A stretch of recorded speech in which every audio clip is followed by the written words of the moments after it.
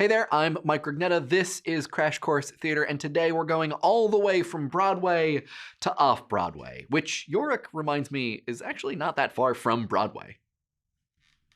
Are those MapQuest directions?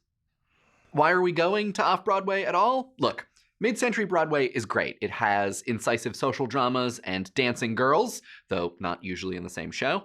But in the middle of the 20th century, Broadway only had 30-some theaters, which was not nearly enough for producers to take a chance on all of that avant-garde goodness. So today, we'll look at the history of off-Broadway and the genres, styles, and troupes that it supported, including the Black Arts movement.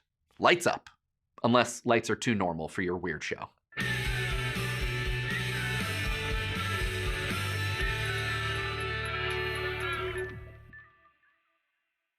Off-Broadway theater had actually been around for a long time before anyone started calling it that.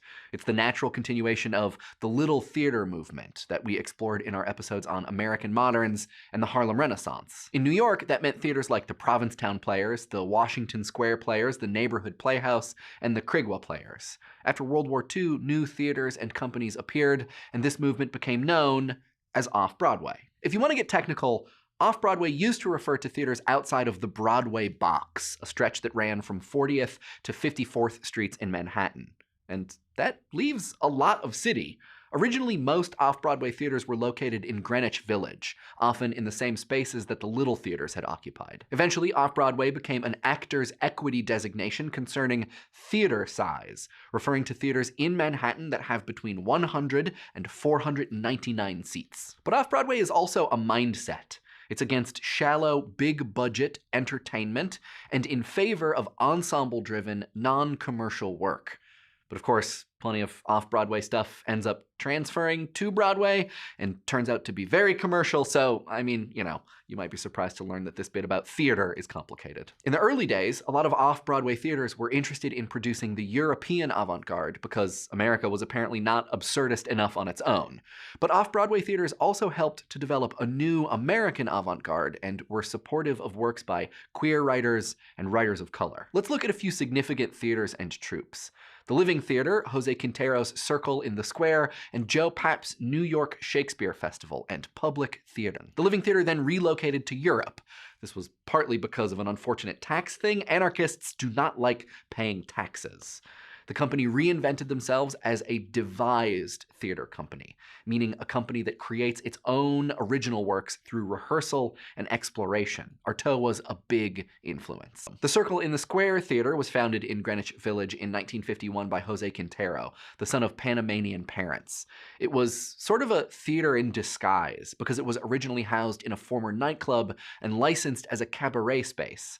This meant that the actors, a bunch of whom lived on site, also had to serve drinks. Circle in the Square made some gestures towards the European avant-garde, but under Quintero's passionate direction, it's best known for cementing the legacy of Tennessee Williams and rehabilitating the work of Eugene O'Neill, who had fallen way out of favor. The consummate Circle in the Square work is probably Quintero's 1956 revival of O'Neill's The Iceman Cometh, which had pretty much flopped the first time around. It starred Navy veteran, almost EGOT, and awesome actor Jason Robards, who at the time was still driving taxis. The New York Times wrote that since Circle in the Square had originally been a nightclub, it was the perfect place to house O'Neill's waterfront dive.